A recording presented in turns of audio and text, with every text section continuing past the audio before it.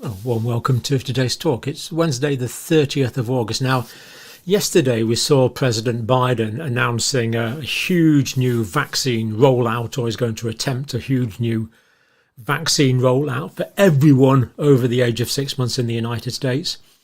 And today we see a similar level of panic from the UK government. Now, this is over the so-called Pirola variant, the B286. Now, we do note that Pirola, for some bizarre reason, is named after an asteroid that hangs out near Jupiter. And this asteroid, as I understand cosmology or solar systemology or whatever it is, has zero probability of colliding with Earth. Now, the risk from BA286 is probably a little higher, but maybe not a lot. That's what this is about. Incredible panic from the UK government that brought forward the whole winter vaccination programme, which was questionable in the first place, by a month, and they're going to start it on the 11th of September. Just incredible, because by the time January, February, March comes along, any immunity, such as it would be from coronavirus vaccines, is going to be dramatically reduced anyway by the time you get into February, March. Very bizarre decision from the UK government, I would have thought. We can't disagree with it, of course, but let's report on it now. So this is the World Health Organization have said it's a variant under monitoring at the moment, so it's not a variant of concern. Now, we do notice that this is BA.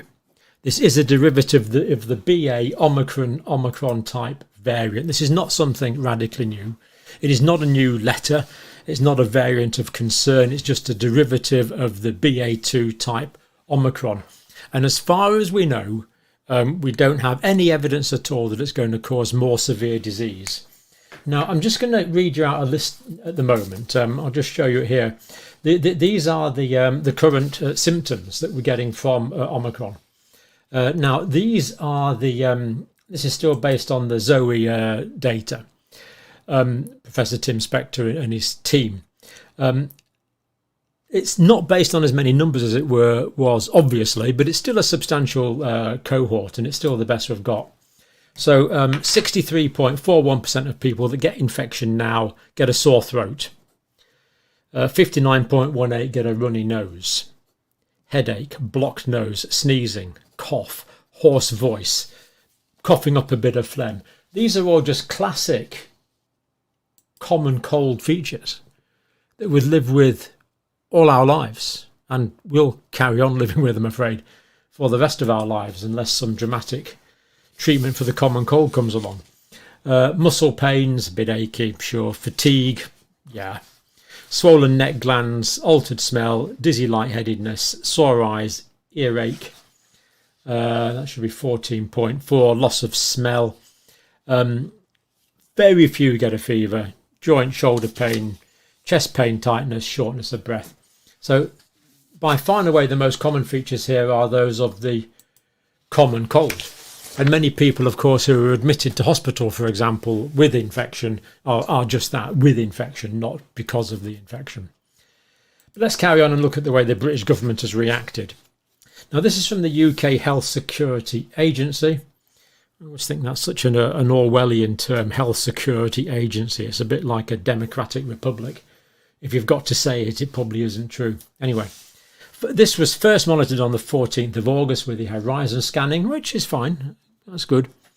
Now, 34 amino acids are different compared to BA2. They're all in the spike protein. And it's actually 36 amino acid changes compared to the most common variant circulating in 2023. Now, this is, to be fair, a big difference. Immunologically, this is a big difference, and there will be degrees, high degrees, as we've seen, of immune escape. I think that's inevitably going to happen. Of course, we don't know how transmissible this is going to be yet. There's no evidence that it's going to be more transmissible than any other variant. And the fact that there's so many changes to the spike protein might mean it might not fit into the ACE2 receptor and may actually not infect cells very well at all. We don't know that yet, but despite this, UK government is panicking away and has announced these dramatic acceleration to the vaccination programs.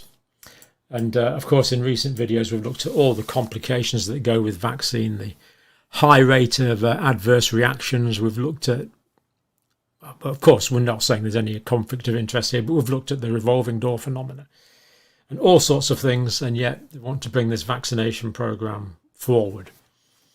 Let's carry on sticking to the facts. Now, the number of genetic differences is roughly the same magnitude as between the initial Omicron and the previous variants, such as Delta. And of course, Omicron did sweep the world. We could say, or well, we do say, I would say, thankfully, because it got rid of Delta. Delta was making people sick. Omicron, as we've seen, mostly the common cold type features. For most people, the vast majority of people, much less serious infection, but it's a big difference. But of course, Omicron was highly transmissible, so there's a big genetic change and it was highly transmissible. Here there's a big genetic change, so we're going to get the immune escape, but as we've said, it may not be transmissible. So this whole thing could be a complete damp squid.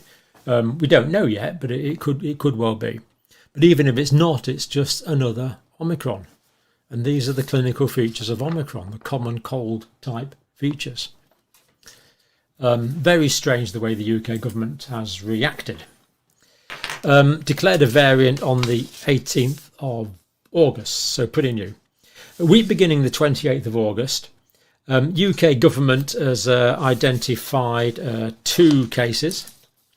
I think Denmark, Israel, United States, South Africa. I think that all comes up to 9 that have been identified around the world. Now, this is what the UK government's panic reaction is based on. To be fair, these cases appear to be unrelated, so it's probably been spreading for months, indicating it spreads to some degree. But as far as we know, it's still a very, very much minority variant. And yet here we have it here, UK government. This is their announcement, flu and COVID or team vaccination programmes to be brought forward. That's what is on the government sites. This is their press release. They describe this as a precautionary measure taken to protect those most vulnerable from illness during the winter following the identification of COVID-19 variant BA.2.86. That's following the 2 identified cases in the United Kingdom. All this is based on speculation, as far as I can see, that because it's found in different countries, it's already spread, therefore it's probably been around for a while. Because it's in different countries, unrelated cases, may be transmissible, may be highly transmissible, but we simply don't know that yet. So based on essentially no information at all, they've changed the entire national strategy to bring out the vaccinations earlier. 11th of September, due to start. UK Health Security Agency suggests speeding up autumn vaccine will deliver greater protection. As far as I can see, not quite sure what evidence that is based on, because as we know, immunity will wane remarkably. Any immunity that it does give will wane remarkably quickly, and any reduction in transmission will be completely negligible. On their website, nothing about getting out in the fresh air, nothing about taking exercise, nothing about taking vitamin D, nothing about taking zinc, nothing about getting plenty of sleep, nothing about all the other things to do with nutrition we know can optimize the immune system. Nothing to do with that. Nothing to, not optimizing immune health in any way, just get vaccinated. The panacea that happens to be remarkably expensive and helps a lot of people, some people, no, I was going to say a lot of people, but a few people make a lot of money. Not that that's their consideration at all, of course. Right, supporting those at greatest risk of severe illness and reducing the potential impact on the NHS. Really? By February, will this have any difference whatsoever? Will it actually have reduced immunity by February? We simply don't know. And yet, this panic measure. People in older care homes are going to get vaccinated. Again, nothing, no mention about vitamin D, the fact that they don't get out in the sun much and they'll all be very low on vitamin D. Simply not mentioned. Clinically vulnerable, those over 65. Health and social care staff and carers. Now, of course, these are actually probably what I'm most worried about. These people are, of course, working age. Therefore, at much greater risk of the significant long list of adverse reactions from list of adverse reactions from messenger ribonucleic acid vaccines that we know about. And given that these people are not, the vaccine is not going to significantly in any way reduce the ability of these people to transmit the virus further on, why are they being prioritised?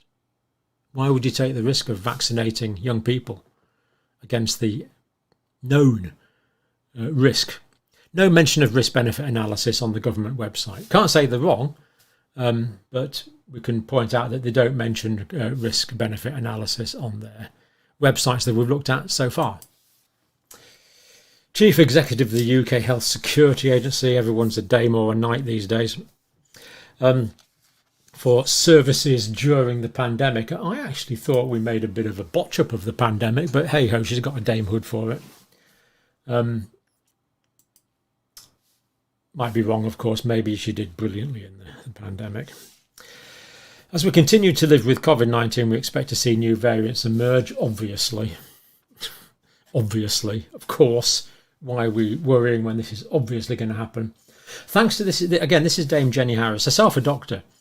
Thanks to the success of our vaccination programme, we've built a strong, broad-based immune defence against new variants throughout the population. Right. It's because of the vaccination programme that this has been successful. Now, nearly all the changes in this virus, in this new variant, are in the spike protein. It's the spike protein that has dramatically changed. And yet the vaccines only give immunity against the spike protein. So how can she possibly say that the vaccines from the old variants are protecting against the new variant? This is absolute immunological nonsense as far as I can see. Whereas natural immunity will give you antibodies and sensitized immune cells like cytotoxic T cells against nucleocapsid protein, RNA themselves, envelope protein, membrane protein, all the other components of the virus. So to say that what we have now, our immune defense against new variants through the population is due to the vaccination program, is wrong, in my view, because the spike protein that the vaccine works against is so radically different. Whereas all the other components of the virus, natural immunity will give us protection against the new form of the virus, because it's the spike protein that's changed in the new form of the virus. So let's be clear, we can expect massive, that's the RNA in the middle, we can from all these other components of the virus, we can expect significant cross-immunity from this new variant because the changes are just in the spike protein. A little more objectivity from the American Medical Association from here. They say a variant that's adapted evading immunity would not necessarily take off in a population if it doesn't spread efficiently. Now this is patently true because the inherent transmissibility, to put it more concisely, is completely unknown.